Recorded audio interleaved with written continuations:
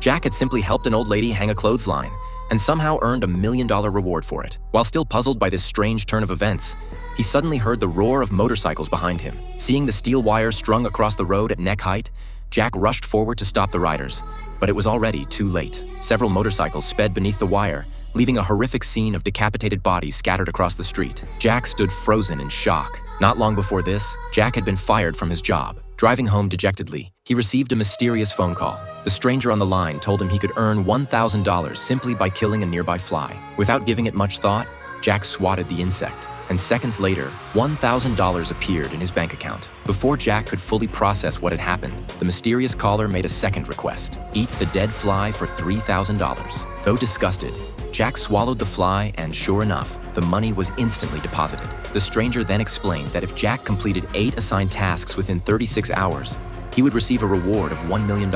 Some of the tasks might be disturbing, but thinking of his mentally disabled brother and pregnant girlfriend, Jack decided to accept the challenge. The next day, Jack arrived at a church where his third task awaited: burn a straw doll placed beneath the statue of Jesus. Jack cursed, recognizing this as an attack on his conscience.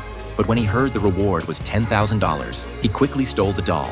As the flames consumed it, Jack's phone pinged with a payment notification. The fourth challenge became even more twisted. The mysterious caller directed Jack to a specific location, instructing him to take a lonely person out for coffee within 30 minutes. When Jack opened the door, he discovered the lonely person was actually a corpse. Despite this macabre revelation, Jack dragged the dead body to a nearby coffee shop for the $100,000 reward. Several police officers sat down at a nearby table, with the waitress serving them first. With time running out, Jack took a desperate gamble, grabbing an officer's coffee and placing it in front of the corpse. When the police questioned him, Jack panicked and fled, leaving the body behind. The abandoned corpse immediately caught the attention of law enforcement, who launched an investigation. When Jack asked about his next task, the mysterious caller told him to turn himself in to the police. At the station, officers listed all of Jack's crimes, strangely including several he hadn't committed. Desperate, Jack seized an officer's gun and escaped through a second-floor window. The final task required Jack to help an elderly woman hang her clothesline. "Is it really that simple?" Jack asked. The old woman replied that they needed to wait a moment. While Jack stood confused,